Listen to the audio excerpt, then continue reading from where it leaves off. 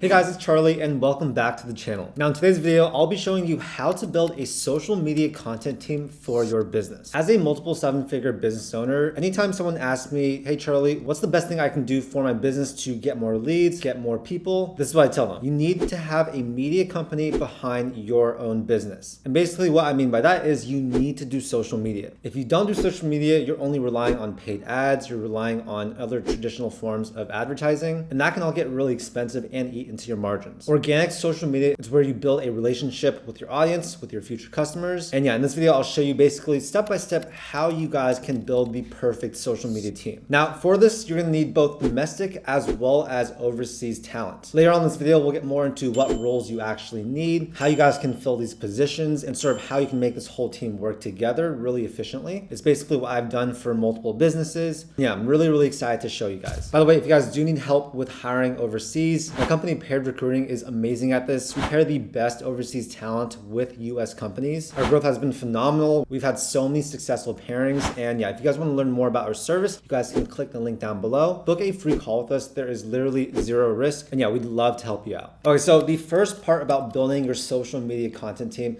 is the domestic talent that you need. So of course, filming requires you to have a camera, just like the camera I'm talking to. It requires you to have a microphone. And for most people, they don't have this type of equipment. They don't know how to work it. And as a result, you will likely need to hire someone locally to help you actually film the content. Now you might be thinking, I don't want to be a full-time content creator. I don't want to spend all my time filming content. And the good news is that you don't. Actually, filming content for a whole week could literally take you maybe 1 or 2 hours once a week. So it really is not the biggest time commitment. And plus, this is such a high ROI activity. That's why I think every business owner should at least do this themselves or hire someone to make content for their business. Now, to find someone that actually has the equipment and can help you guys film, basically I would go to Yelp. I would find videographers in your area. I would talk to friends, get some referrals, even look up my city videographer on Google, on Instagram, wherever it is. And that's a great way to fill that position. You guys can also use platforms like Indeed. There are going to be a lot of videographers on there. And yeah, I think that's the most simple way to fill this position. Now, if you guys do want to learn all this stuff yourself, you can absolutely go out there, buy your own camera, buy your own microphone, buy your own lighting. It is pretty complex. It can get a little bit hard to use sometimes, especially when you're dealing with professional equipment. So yeah, it's really up to you guys and how much time you personally want to invest into it. Now, with your filmer, you're basically going to have one filming day per week or as needed. You're going to film a lot of content just like this, where you are talking to the camera. And then basically what we're going to do is we're going to take that footage,